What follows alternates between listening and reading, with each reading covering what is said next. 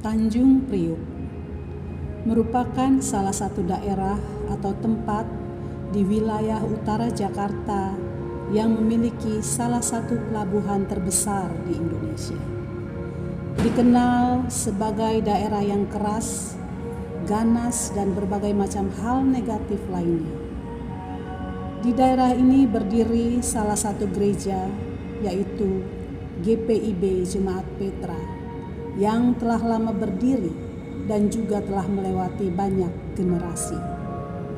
GPIB Petra hadir sebagai simbol pelayanan kasih Tuhan yang nyata kepada masyarakat Tanjung Priuk.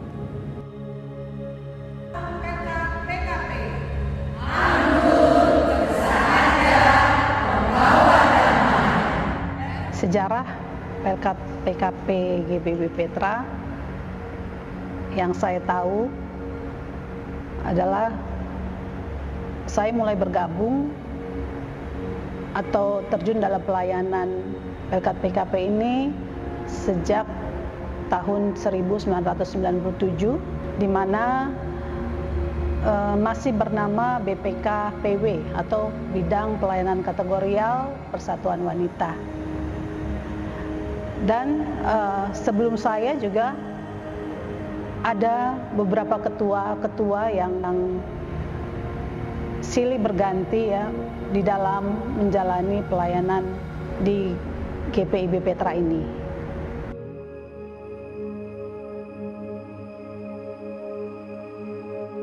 Kegiatan-kegiatan PKP dalam periode ini terbagi menjadi dua, yaitu kegiatan secara internal dan secara eksternal. Kegiatan secara internal itu merupakan peribadahan baik itu dilaksanakan secara gabungan ataupun per sektor. Dan sedangkan kegiatan eksternal itu ada merupakan kegiatan-kegiatan yang non rutin yang sudah kami rangkum di dalam program kerja pada periode ini. Adapun kegiatan non rutin itu pertama bidang pembinaan, kemudian ada program PKP Sehat, PKP Bugar, dan dalam bidang PPSDI itu kita melaksanakan kegiatan bagaimana cara membuat atau menghias sendal jepit yang mempunyai nilai yang lebih dari hasil menghias itu. Kami bersinergi dengan pelkat-pelkat yang lain. Untuk kedepannya ini kami bersinergi dengan pelkat GP di dalam kegiatan perkunjungan ke panti asuhan.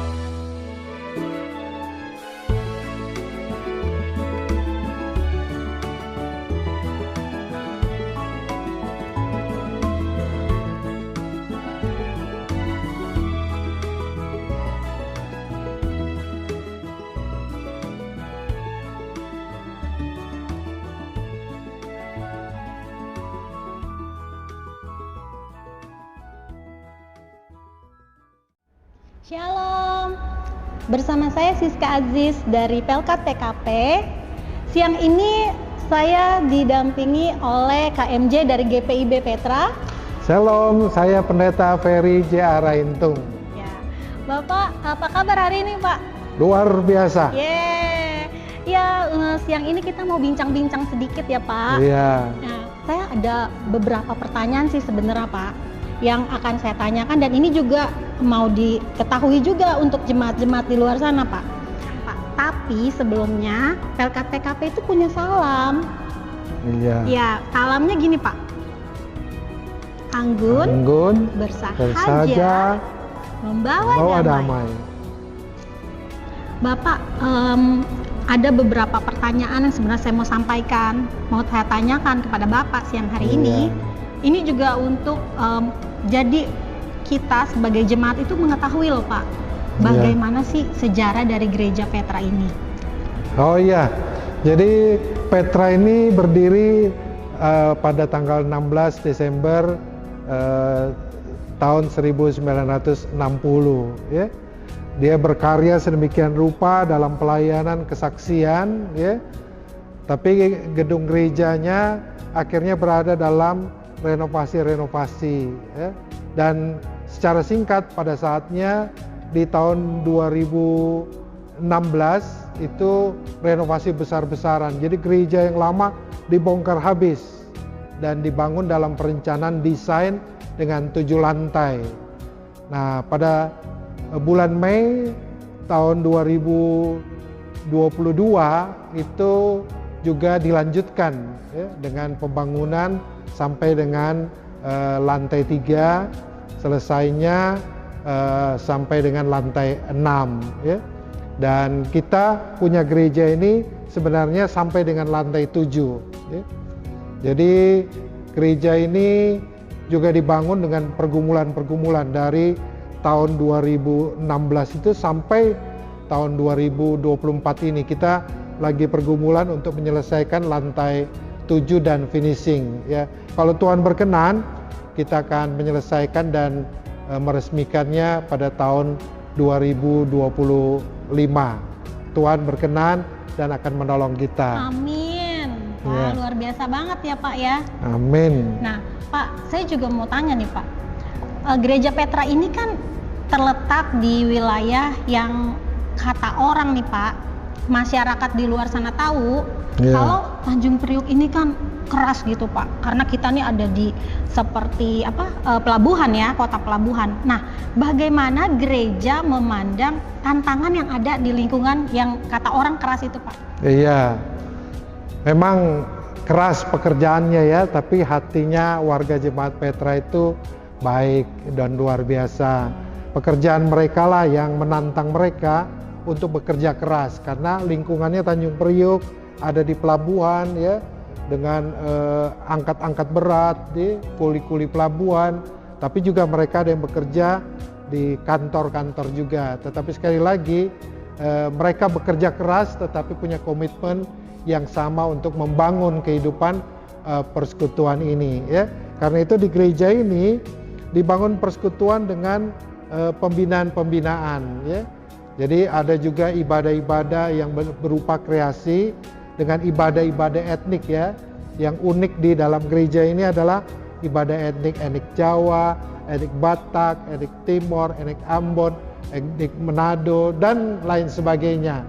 Dan itu membawa satu kreasi yang juga unik bagi kehidupan persekutuan kita, dan semua membaur menjadi satu di dalam karya untuk memuliakan nama Tuhan. Ya, Pak. Lalu ada satu lagi nih Pak, seputar PKP ya Pak. Bagaimana gereja ini memandang PKP dengan segala tantangan yang ada di dalam PKP? Karena dari pandemi sama sesudah pandemi ini pasti ada perbedaan ya Pak, kalau Bapak melihat ya. Iya. Jadi persekutuan kaum perempuan di GPIB Petra juga unik ya, karena kita tadi sudah sampaikan bahwa kita punya budaya yang berbeda ya. Terus dalam budaya berbeda itu juga kan ada secara psikologi ya yang berbeda. ya, dengan karakter-karakter yang berbeda. Tapi sekali lagi kita sekarang memberlakukan ibadah karya, ya. Di dalam program GPIB itu ada PPSDI PPK. PPK itu peningkatan peran keluarga. Karena itu di GPIB Petra pelkat-pelkat khususnya PKP tidak melulu ibadah, tapi ya 2 minggu sekali ibadah, tapi 2 minggu sekali mereka mengadakan kegiatan karya seperti pelatihan-pelatihan, mendaur ulang. Kita juga membawa PKP ke Universitas Trisakti. Mereka dibina sedemikian rupa dalam pelatihan untuk daur ulang. Kemudian kita juga ada pembinaan-pembinaan secara psikologi, etika, beribadah, dan lain sebagainya.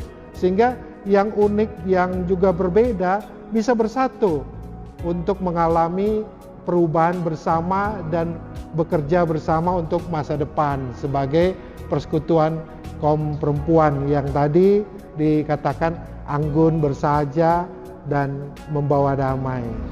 Terima kasih Pak. Sama-sama, terima kasih. Tuhan memberkati. Shalom. Shalom.